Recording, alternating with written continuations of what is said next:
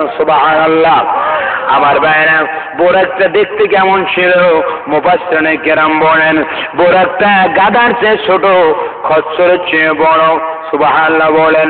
এমন একটা বোরাক, যে বোরাকের গতি এত দ্রুত, যেখানে মানুষের নজর মাত্র, যেখানে আল্লাহর হাবিব নজর করতেন, যেখানে ফেরেশতারা নজর করতেন, যত দূর পর্যন্ত দেখা যাইত ওই স্থানে বোরাকের কদম মাত্র পড়তো। জোরে বলুন সুবহানাল্লাহ।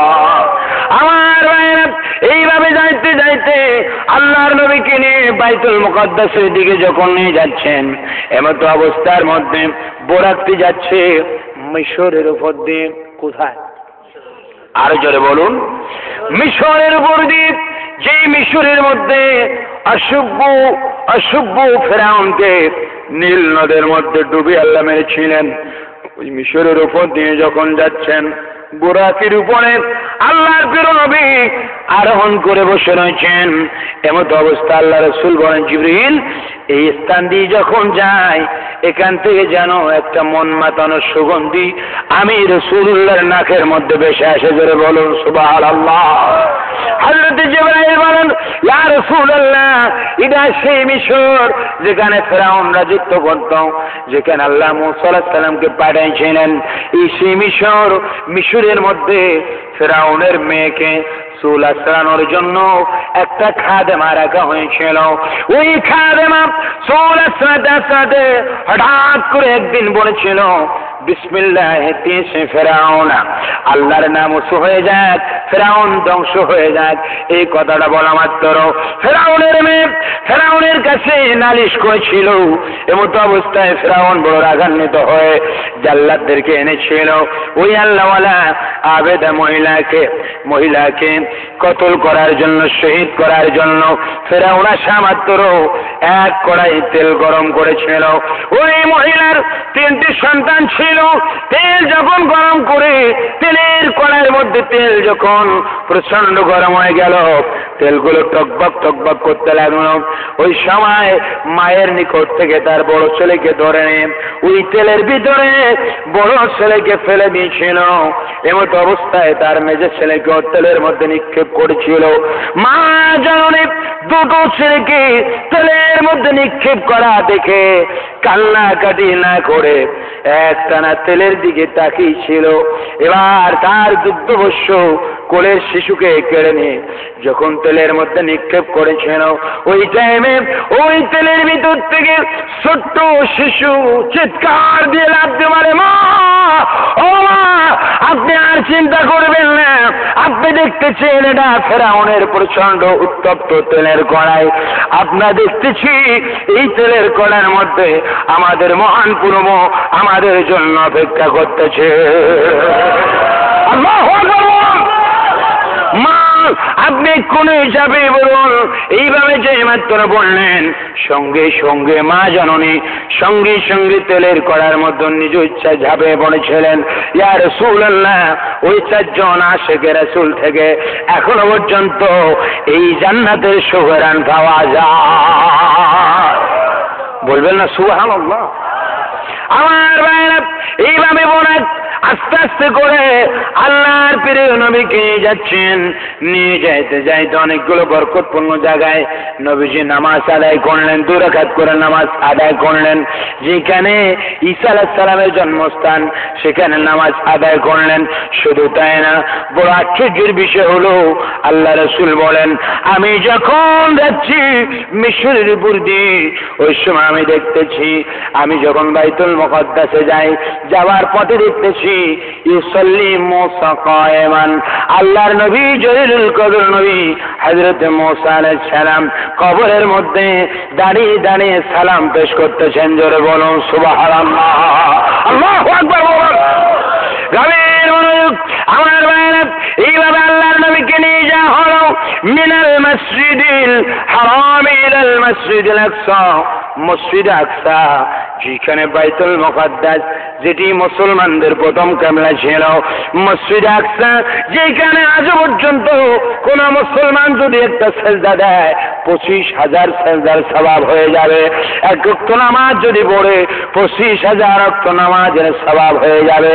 ওই মসজিদে আকসার সামনে যখন গেলেন, আল্লাহ রাসূল বলেন, আমি দেখতেছি সমস্ত আম্বিয়া কেরাম কাতারবদ্ধ হয়ে, ফেরেশতারাও কাতারবদ্ধ হয়ে সবাই আমাকে রিসিপশন স্লোগান দেওয়ার জন্য সবাই পড়তেছে।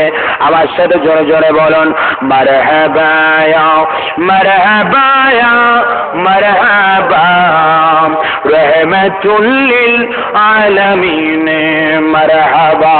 মুহাম্মদ করে জোরে জোরে বলুন, মারহাবা ইয়া মারহাবা ইয়া মারহাবা রহমাতুল লিল আলামিন মারহাবা মারহাবা ইয়া মারহাবা ইয়া মারহাবা রহমাতুল লিল আলামিন মারহাবা।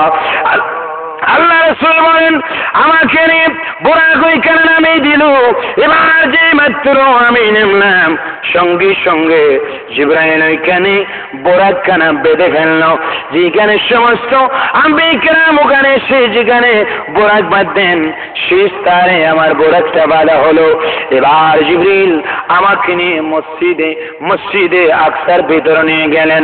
দেখতেছি সমস্ত আম্বিয়া কেরাম মসজিদে আকসার মধ্যে কাতারবদ্ধভাবে দাঁড়িয়ে গেছে। জোরে বলুন সুবহানাল্লাহ।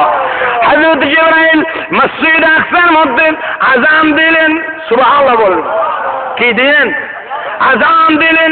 মুয়াজ্জিন হলেন। আযান যখন শেষ হয়ে গেল, সমস্ত আম্বিয়া কেরাম কাতার সোজা করে দাঁড়িয়ে আছেন। আদম আলাইহিস সালাম মনের মধ্যে কল্পনা করতেছেন, আমি তো আবুল বাশার, মনে হয় আজকের নামাজের ইমামতির দায়িত্ব আমার ঘাড়ে আসবে। হযরত মুসা নবী মনে করতেছেন, আমি তো আল্লাহর সাথে কথা বলতাম, মুসা কালিমুল্লাহ, আজকের নামাজের দায়িত্ব মনে হয় আমার ঘাড়ে আসবে, আমি নামাজের ইমাম হব। ইব্রাহিম ও খলিলুল্লাহ মনে মনে চিন্তা করেন, আজকে মনে হয় আমি ইমাম হব। এইভাবে সব আম্বিয়া কেরাম মনের মধ্যে যখন কল্পনা করতেছেন, হঠাৎ করে জিবরাইল বলেন, হে আম্বিয়া কেরাম সবাই তোমরা শোনো, আজকে যিনি নামাজের ইমামতি করবেন উনি হচ্ছে ইমামুল মুরসালিন, সমস্ত আম্বিয়া কেরামের সরদার, যাকে সৃষ্টি না করলে আল্লাহ কোনো কিছু সৃষ্টি করতেন না, উনি আজকে আগমন করেছেন। এই কথা বলা মাত্র জিবরিল আমাদের নবীকে ধরে নামাজের জানামাজে পৌঁছাই দিলেন। জোরে বলুন সুবহানাল্লাহ। আল্লাহু আকবার বলুন। আমার ভাইরা, এইভাবে সেখানে 2 রাকাত নামাজ আদায় করলেন। নামাজের পরে সমস্ত আম্বিয়া কেরাম আমার নবীর সাথে মুসাফা করলেন, নবীজির প্রশংসায় খুতবা দান করলেন। আল্লাহ রাসূল বলেন, এবার আমাকে নিয়ে জিবরিল প্রথম আসমানের মধ্যে নিয়ে গেলেন। সুবহানাল্লাহ বলেন। প্রথম আসমানের মধ্যে যখন গেলাম, প্রথম আসমানের মধ্যে যেয়ে দেখি প্রথম আসমানের দরজা, যিনি দরজার দারোয়ান, প্রথম আসমানের দরজা খুলে দিলেন। খুলে মাত্র আমার সাথে হযরত আদম আলাইহিস সালামের সাক্ষাৎ হলো, আদম আলাইহিস সালামের সাথে মোলাকাত হলো। দ্বিতীয় আসমানে গেলাম, সেখানে হযরত ঈসা আলাইহিস সালাম ও ইয়াহইয়া আলাইহিস সালামের সাথে দেখা হলো। তৃতীয় আসমানে যখন গেলাম, হযরত ইউসুফ আলাইহিস সালামের সাথে দেখা হলো। সুবহানাল্লাহ বলেন। আল্লাহ রাসূল তৃতীয় আসমানে ইউসুফ আলাইহিস সালামের সাথে দেখা হলো, মোলাকাত করলেন, নবীজির প্রশংসায় খুতবা দিলেন। চতুর্থ আসমানে যখন গেলেন, হযরত ইদ্রিস আলাইহিস সালামের সাথে দেখা হলো। পঞ্চম আসমানে গেলেন, হযরত হারুন আলাইহিস সালামের সাথে দেখা হলো। ষষ্ঠ আসমানে যখন গেলেন, আল্লাহর নবী হযরত মুসা আলাইহিস সালামের সাথে দেখা হলো। আল্লাহর নবী বলেন, এবার আমাকে সপ্তম আসমানের মধ্যে যখন নিয়ে যাওয়া হলো, আমি দেখতেছি একজন সুন্দর মানুষ, একজন বৃদ্ধ মানুষ বাইতুল মামুরের মসজিদের গায়ে হেলান দিয়ে বসে রয়েছেন। ইনি হচ্ছেন হযরত ইব্রাহিম খলিলুল্লাহ, আমাদের মুসলিম জাতির পিতার সাথে দেখা হয়ে গেল। জোরে বলুন সুবহানাল্লাহ। আল্লাহু আকবার বলুন। আল্লাহ রাসূল বলেন সব আসমানের মধ্যে আশ্চর্য আশ্চর্য নিদর্শনাবলী দেখলাম, সবচেয়ে বড় নিদর্শনাবলী আমি দেখলাম সেটি হলো মুসা আলাইহিস সালাম, যিনি আমার উম্মত হওয়ার জন্য এখনো দ্বিতীয় আসমানের মধ্যে অপেক্ষা করতেছেন। আমি দেখলাম হ্যাঁ ঈসা আলাইহিস সালামকে দেখলাম, ঈসা আপনি না আমার উম্মত হওয়ার জন্য দ্বিতীয় আসমানের মধ্যে অপেক্ষা করতেছেন। আল্লাহ আপনাকে এখানে কি খাওয়ান, কিভাবে আপনি থাকেন? ঈসা নবী কেঁদে কেঁদে বলে ইয়া রাসূলুল্লাহ ইয়া হাবিবাল্লাহ, আমি ঈসা আলাইহিস সালাম এখানে কোনো কিছু খাই না, শুধুমাত্র 24 ঘন্টা আমি বেঁচে থাকার জন্য আপনি রাসূলের উপরে দুরূদ শরীফ পড়ি। আল্লাহু আকবার। ঈসা নবী এই কথা বললেন। এবার আল্লাহর নবী বলেন সবচেয়ে একটা আশ্চর্য দেখলাম, দেখতেছি বাইতুল মামুর মসজিদের গায়ে ইব্রাহিম আলাইহিস সালাম হেলান দিয়ে বসে রয়েছেন 7 আসমানে, আর ছোট্ট ছোট্ট শিশু বাচ্চারা ইব্রাহিম নবীকে বাবা বাবা বলে ডাকতেছেন। কিছুক্ষণ পরে জিবরাইলকে জিজ্ঞাসা করলাম ইয়া আখি জিবরাইল, এই তো 7 আসমানে যে মুরব্বী মানুষ বসে রয়েছেন ইনি তো মুসলিম জাতির পিতা ইব্রাহিম খলিলুল্লাহ, এনার সামনে ছোট্ট ছোট্ট বাচ্চাগুলো দেখা যায়, এরা কারা যারা বাবা বাবা বলে ডাকেন? জিবরাইল বলে ইয়া রাসূলুল্লাহ ইয়া হাবিবাল্লাহ, পৃথিবীর মধ্যে যারা মায়ের রেহেম থেকে বাইরে মাত্র 1 ঘন্টা 2 ঘন্টা, 1 দিন 2 দিন, 1 মাস 2 মাস, 1 বছর 2 বছর পৃথিবীতে থাকিয়া যারা মাকে মা বলে ডাকতে পারে না, বাবাকে বাবা বলে ডাকতে পারে না, পৃথিবীর সুখ শান্তি যারা অনুভব করতে পারে নাই, এই সমস্ত মাসুম বাচ্চারা ইন্তেকাল করার পরে আল্লাহ রাব্বুল আলামিন তাদেরকে ইব্রাহিম আলাইহিস সালামের দায়িত্ব দিয়েছেন। এনাদেরকে আল্লাহর নবী ইব্রাহিম আলাইহিস সালাম কোরআন শরীফ শিক্ষা দেন। পাশে হযরতে মাসার আলাইহিস সালাম রয়েছেন। যখন তাদের বাবার কথা মনে হয় ইব্রাহিম আলাইহিস সালামকে তারা বাবা বাবা বলে ডাকে। বাবা বলার কষ্টটা নিবারণ করে যখন মায়ের কথা মনে হয় মা সারা আলাইহিস সালামকে তারা মা বলে সম্বোধন করে। আল্লাহ তাদেরকে এইভাবে রেখেছেন, জোরে বলুন সুবহানাল্লাহ, উচ্চ স্বরে বলুন আল্লাহু আকবার। নবীদের এই মর্যাদা দিয়েছেন কে? আল্লাহ রাসূল বলেন জিন্দা নবী, হায়াতুল নবী, নূর নবী, কামলিওয়ালা নবী বলেন এবার আমাকে নিয়ে জিবরিল 7 আসমানের পরে আমাকে নিয়ে আস্তে আস্তে কোণে নিয়ে গেলেন সিদরাতুল মুনতাহা। সুবহানাল্লাহ, কোথায়? সিদরাতুল মুনতাহা। আশিক রাসূল কত সুন্দর ভাবে বলেন आसमान ही पर सब नबी रह गए, अर्श आज़म पे पहुंचा हमारा नबी। सुभान अल्लाह। আপনি একটু জোরে জোরে প্রেম করে বলেন তো, सबसे आओ लाओ आला मारा नबी, जोरे सबसे आओ लाओ आला मारा नबी, सबसे बालाओ वाला मारा नबी, सबसे औलाओ आला मारा नबी, सबसे बालाओ आला मारा नबी। सुभान अल्लाह। अपने मौला का प्यारा हमारा नबी। सुभान अल्लाह बोलबेन ना। अपने मौला का प्यारा हमारा नबी, दोनों आलमों का दुल्हा हमारा नबी। আল্লাহু আকবার। আপনি এগুলো বুঝছেন না? আশিকের খেলা आशिक रसूल বলছেন सबसे औला व आला हमारा नबी আমাদের নবী শুরু আমাদের নবী औला व आला সবচেয়ে সম্মানিত সুবহানাল্লাহ বলেন अपने मौला का प्यारा আমাদের নবী তো আল্লাহর प्यारा दोनों आलम का दुल्हा हमारा नबी हमारे नबी तो शुद्ध दुनिया नबी ना दुनिया व आखिरतेर दुल्हा दुनिया व आखिरतेर बादशाह এরপরে বলেন আল্লাহু আকবার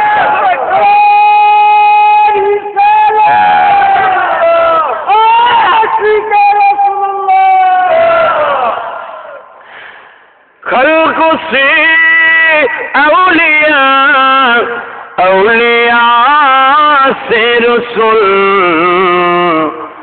और रसूलों से आला हमारा नबी सुभान अल्लाह बोलें खल्क से औलिया औलिया से रसूल और रसूलों से आला हमारा नबी आसमानों ही पर सब नबी रह गए अर्श आज़म पे बोसा हमारा नबी आसमानों ही पर सब नबी रह गए सब नबीरा আসমানের মধ্যে রয়ে গেলেন আর আমার আল্লাহ আমাদের নবীকে আরশে আজিমে নিয়ে গেলেন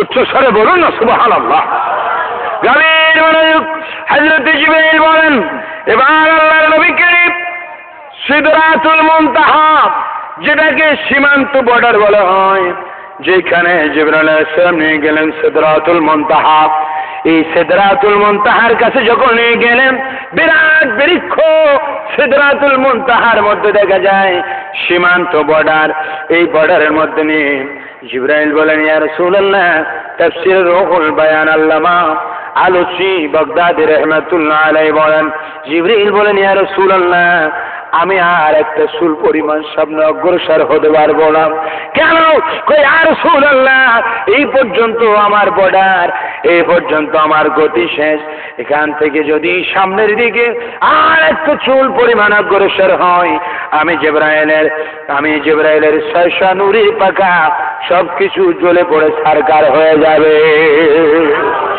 ইয়া রাসূলুল্লাহ এখান থেকে আপনি রফরাফ নামক আরো দ্রুত গতি যানবাহনের উপরে আরোহণ করে আপনি চলে যাবেন আল্লাহ রাসূল যখন বিদায় নিচ্ছেন জিবরাইল থেকে জিবরিল ওই সিদরাতুল মুনতাহায় থেমে গেলেন রাসূল করিম সাল্লাল্লাহু আলাইহি সাল্লাম রফরাফের দিকে যাচ্ছেন ওই টাইমে আল্লাহ রাসূল বললেন ইয়া জিবরাইল দীর্ঘ সময় ধরে তুমি যে আমার সাথে থাকলে এখন তো দুইজন পৃথক হয়ে যাচ্ছি আমি তো আল্লাহর দরবার আরশ আজিমে চলে যাচ্ছি আল্লাহর দরবারে চলে যাচ্ছি তুমি জিবরাইলের কোন দরখাস্ত থাকলে এই মুহূর্তে বলে দাও সুবহানাল্লাহ বলে তাফসীরের মধ্যে আসে তাফসীর রুহুল বায়ানের মধ্যে আল্লামা আলুসি বাগদাদি রাহমাতুল্লাহ আলাইহি বলেন জিবরাইলকে ডেকে বলেন ইয়া রাসূলুল্লাহ ইয়া রাসূলুল্লাহ আমি জিবরাইলের শেষ এই সিদরাতুল মুনতাহা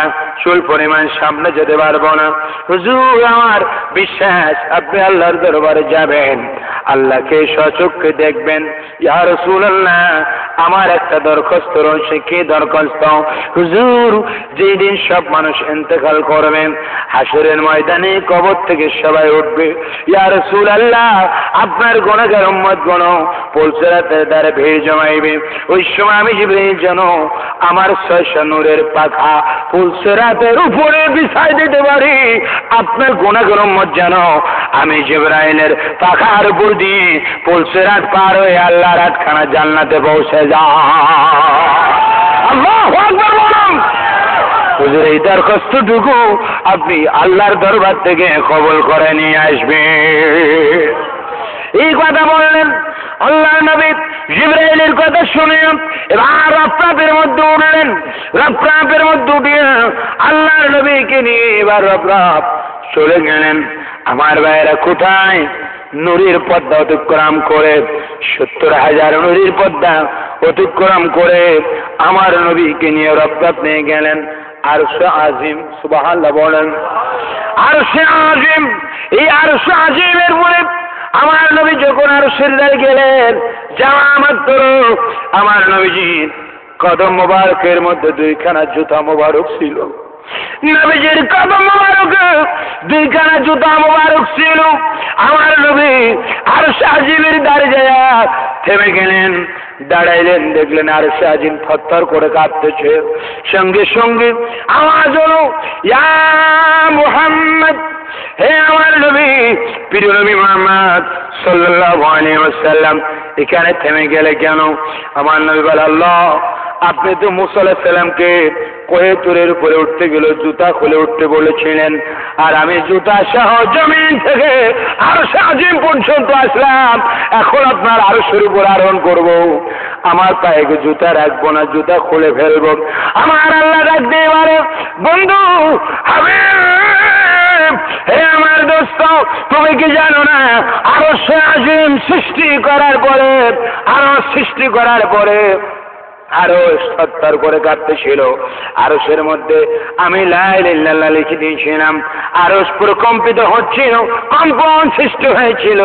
যতক্ষণ পর্যন্ত আমার নামের পাশে তোমার নামটা যতক্ষণ লিখি নাই, ততক্ষণ আরশের কম্পন বন্ধ হয় নাই। এই জন্য তোমাকে দেখে আমার আরশ আজকে কম্পন সৃষ্টি হয়েছে। তুমি দ্রুত গতিতে, হ্যাঁ আমার হাবিব, দ্রুত গতিতে জুতা সহ আমার আরশের উপর আরোহণ করো। তোমার জুতা মোবারকের দলি নেওয়ার জন্য আরশে আজিম এখনো পর্যন্ত থরথর করে কাঁপতেছে। আল্লাহু আকবার বলুন। আমার আল্লাহ রাসূল বলুন, এইভাবে আরশে আজিম উঠলেন। এখান থেকে আওয়াজ আসতেছে, উদনু মিন্নি ইয়া হাবিবি, উদনু মিন্নি ইয়া হাবিবি, উদনু মিন্নি ইয়া মুহাম্মদ, উদনু মিন্নি ইয়া হাবিবি। বন্ধু আরো নিকটে আসো, আরো নিকটে আসো, আরো নিকটে আসো। উদনু মিন্নি ইয়া হাবিবি, আরো নিকটে আসো, আরো নিকটে আসো। আল্লাহু আকবার বলেন। আরো নিকটে আসো, উদনু মিন্নি ইয়া হাবিবি, উদনু মিন্নি ইয়া মুহাম্মদ বলে আওয়াজ আসতেছে। আমার নবী বলেন, আস্তে আস্তে আস্তে আস্তে করে আমি আরো সামনে অগ্রসর হলাম, আরো নিকটে গেলাম। কোরআন শরীফ বলছেন, আমার ভাইয়েরা, কোরআন শরীফের মধ্যে সুন্দরভাবে আল্লাহ রাব্বুল আলামিন কত সুন্দরভাবে বর্ণনা করেছেন। কাবা কাউসাইনি আও আদনা, আল্লাহু আকবার বলেন।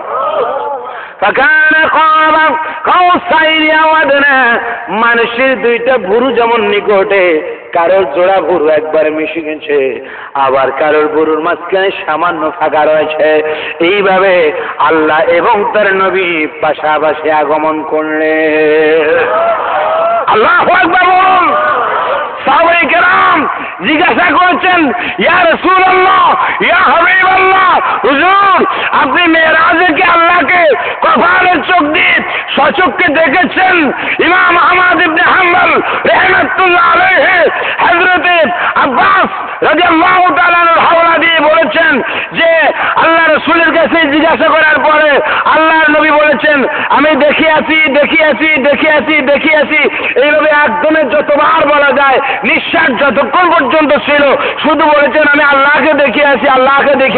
আল্লাহু আকবার কাবীরা, চিৎকার দিয়ে বলুন না সুবহানাল্লাহ।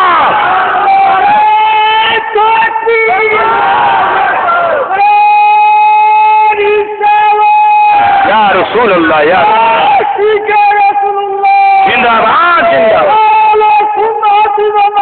জিন্দাবাদ। আমার এইভাবে আওয়াজ আসলো, নবী যার নিকটে গেলেন। এবার আমার নবী সুন্দরভাবে আল্লাহর দরবারে পেশ করতেছেন। সবাই বলুন, আত্তাহিয়াতু লিল্লাহি ওয়াস সালাওয়াতু والطيبات السلام عليك أيها النبي ورحمة الله وبركاته السلام علينا وعلى عباد الله الصالحين الله أكبر বলেন আমার নবী বলেন التحيات لله والصلوات والطيبات السلام علينا التحيات لله والصلوات والطيبات সুবহানাল্লাহ বলেন আল্লাহ আমি আমার পক্ষ থেকে আর আমার উম্মতের পক্ষ থেকে জবানি ইবাদত শারীরিক ইবাদত মালি ইবাদত আপনার দরবারে পেশ করতেছি আল্লাহ আমি নবীর পক্ষ থেকে আমার গুনাহগার উম্মতের পক্ষ থেকে জবানের ইবাদত মালের ইবাদত শারীরিক ইবাদত সব আপনার জন্য লিল্লাহে আপনার জন্য আমি পেশ করতেছি আমার নবী যখন কেঁদে কেঁদে এই কথা বললেন সঙ্গে সঙ্গে স্পষ্টভাবে আমার আল্লাহ আমার নবীকে সালাম দিয়ে শান্তি বর্ষণ করলেন আল্লাহু আকবার বলুন সালাম দিয়ে শান্তি বর্ষণ করলেন আমার আল্লাহ কি বললেন সবাই বলুন আসসালামু আলাইকা আইয়ুহান নবী আল্লাহু আকবার বলুন আসসালামু আলাইকা أيها النبي التحيات لله والصلوات والطيبات السلام عليك يا أيها النبي সুবহানাল্লাহ বলেন আমার আল্লাহ ডাক দিচ্ছেন হ্যাঁ নবী আপনার উপরে আমি আল্লাহ পেয়েছেন নবীজি সালামটুকু শুধু নিজে নিজে নিলেন না দুই চোখের পানি ছেড়ে দিয়ে কেঁদে কেঁদে বললেন আল্লাহ এই সালাম আপনি আমার পরে দিয়েছেন আমি তো আমার গুনাহগার উম্মতকে পৃথিবীতে রেখে আপনার দরবারে আসলাম সালাম আমি কিভাবে নেব আমার গুনাহগার উম্মতকে শামিল করে নেব সুবহানাল্লাহ বলেন আমার গুনাহগার উম্মতের কথা স্মরণ হয় আমার নবী কত সুন্দর করে বললেন সবাই বলুন আসসালামু আলাইনা ওয়া আলা ইবাদিল্লাহিস সালিহিন আল্লাহু আকবার বলেন আসসালামু আলাইনা এই সালাম আমাদের উপরে বর্ষিত হোক আল্লাহ তুমি যে শান্তি দিয়েছো এই শান্তি শুধু আমি নবীর উপরে বর্ষিত না হয়ে এই শান্তিটা আমাদের উপরে বর্ষিত হোক সুবহানাল্লাহ বলেন নবীজি মেরাজ করে যখন আসছিলেন সাহাবায়ে কেরাম বললেন হুজুর আল্লাহ সালাম দেওয়ার পরে আপনি আসসালামু আলাইনা বললেন সেখানে তো আপনি একা ছিলেন না শব্দ কেন ব্যবহার করে আমাদের কথা বললেন আমাদের উপরে বর্ষিত হোক আসলে সেখানে আর কারা ছিল আমার নবী বলেন উম্মত রে তোরা আমার ভুলে যেতে পারিস আমি রাসূল জীবনে তোদেরকে ভুলতে পারি না উম্মত তোরা আমাকে বলতে পারিস আমি তোদেরকে বলতে পারি না আল্লাহ যখন সালাম দিলেন আসসালামু আলাইনার দ্বারা আমার কোটি কোটি কোটি কোটি গুনাহগার উম্মতকে শামিল করে আমি শান্তি নিয়ে নিলাম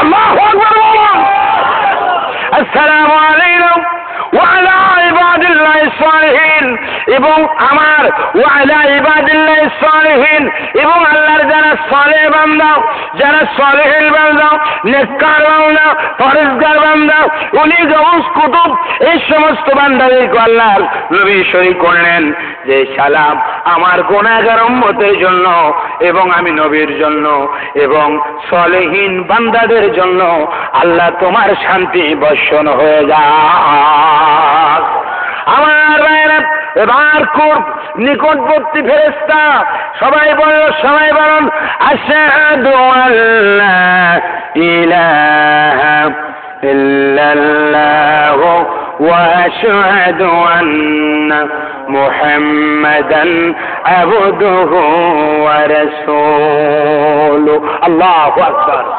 ফেরেশতারা সাক্ষ্য দিয়ে নাও আশহাদু আল্লা ইলাহা ইল্লাল্লাহ, আমরা সাক্ষ্য দিচ্ছি আল্লাহ ছাড়া কোনো মাবুদ নেই, ওয়া আশহাদু আন্না মুহাম্মাদান আবদুহু ওয়া রাসূলুহু, এবং আরো সাক্ষ্য দিচ্ছি নিশ্চয়ই মুহাম্মদ সাল্লাল্লাহু আলাইহি ওয়াসাল্লাম আল্লাহর প্রিয় মেহবুব বান্দা এবং আল্লাহর প্রিয় মেহবুব রাসূল। জোরে বলুন সুবহানাল্লাহ। একটু জোরে জোরে মহব্বতে দরুদ শরীফ পড়েন আল্লাহুম্মা সাল্লি। ভালো যদি বাসতে হয় নবীকে বাসো, ভালো যদি কে বাসো, ভালো যদি জানতে হয় নবীকে জানো, ভালো যদি বাসতে হয় ভালো যদি জানতে হয়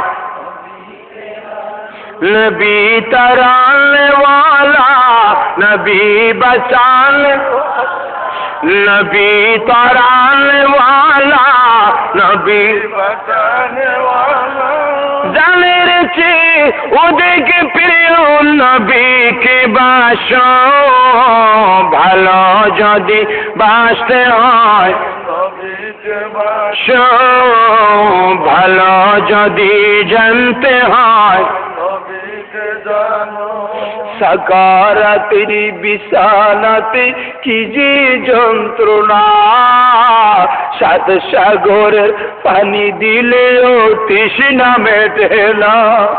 সাকারাতের বিছানাতে কি যে যন্ত্রণা, সাত সাগরের পানি দিলেও তৃষ্ণা মেটে না। কাউসারের মালিক যিনি, কাউসারের মালিক যিনি, ওই নবীকে বাসো, ভালো যদি বাসতে হয় নবীকে বাসো, ভালো যদি জানতে হয় নবীকে জানো। নবী তরানে ওয়ালা, নবী বাঁচা, নবী তরানে ওয়ালা, নবী জানের চেয়ে ওদিকে প্রিয় নবীকে বাসো, ভালো যদি নবীর ভালোবাসা আছে? আরে জোরে বলুন আছে। ভালোবাসার কথা আমি এখানে মেরাজের কথার মধ্যে একটু আপনাদেরকে বলতেছি, কোনো কিসসা দিয়ে নয়। ইমাম বুখারী রাহমাতুল্লাহ আলাইহি নবীর ভালোবাসার কথা